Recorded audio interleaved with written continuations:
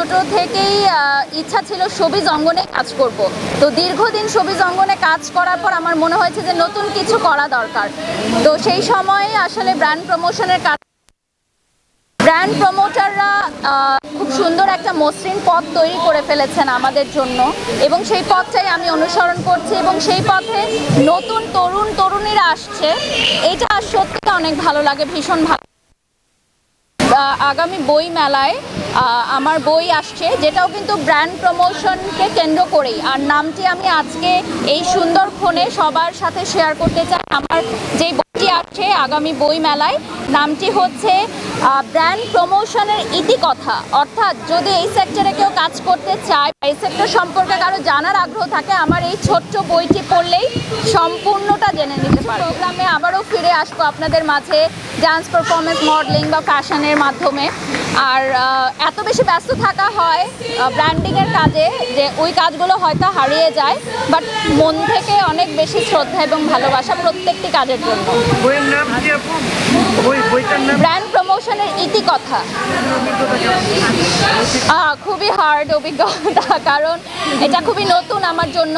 তবে এই বই লেখার প্রজেক্টে অনেকেই আমাকে সাহায্য সহযোগিতা করেছে যারা অভিজ্ঞ। আর তাদের মধ্যে থেকে আমার হাজব্যান্ড, যেহেতু সে স্ক্রিপ্ট রাইটার, সো ও আমাকে অনেক বিষয়গুলো ধরিয়ে দিয়েছে। আমি ডিরেক্টর সীমান্ত সজলের কথা বলবো, উনি বাংলা সাহিত্যের উপর লেখাপড়া করেছেন, সো উনিও আমাকে অনেক বিষয় ধরিয়ে দিয়েছেন। যে প্রকাশনা থেকে আমার বইটা আসছে, ওনারাও আমাকে যথেষ্ট সাপোর্ট করেছেন, যেহেতু আমি একেবারেই নতুন। তো দোয়া করবেন আমার জন্য, যাতে বইটা সুন্দরভাবে কমপ্লিট করতে পারি এবং আপনাদের সামনে তুলে ধরতে পারি। হতে পারে কখনো, আবার নাও হতে পারে। তবে নির্মাণের ক্ষেত্রে ও খুবই চুজি অ্যান্ড পারফেকশন পছন্দ করে। ক্যারেক্টারের জন্য যাকে দরকার সে তাকেই নিয়ে কাজ করবে। যেমন আমাদের দুটো স্ক্রিপ্ট এখনও ঘরেই বন্দি আছে, যে পারফেক্ট অভিনয় শিল্পীর শিডিউল পাওয়া যাচ্ছে না বলে সে করছে না। 1 বছর হয়ে গেছে, কিন্তু সেই মানুষের শিডিউল লাগবে বলে সে এখনো প্রজেক্টই করছে না। সো এ থেকে আপনারা বুঝতেই পারছেন যে কত পারফেক্ট সে চায়। আপনাদের সাপোর্ট আছে। এখন তো ভাইরালের যুগ, একটা ভিডিও ক্লিপই যদি আমাদের সাংবাদিক ভাইরা ছেড়ে দেয়, রাতারাতি সে স্টার হয়ে যায়। তো আমার মনে হয় তরুণদের জন্য অনেক সুযোগ রয়েছে, তারা আরও দ্রুত মানুষের কাছে পৌঁছাতে পারে। আমি সাধুবাদ জানাই তরুণীদের, কাজ করবে, সবাই নিজের পায়ে দাঁড়াবে।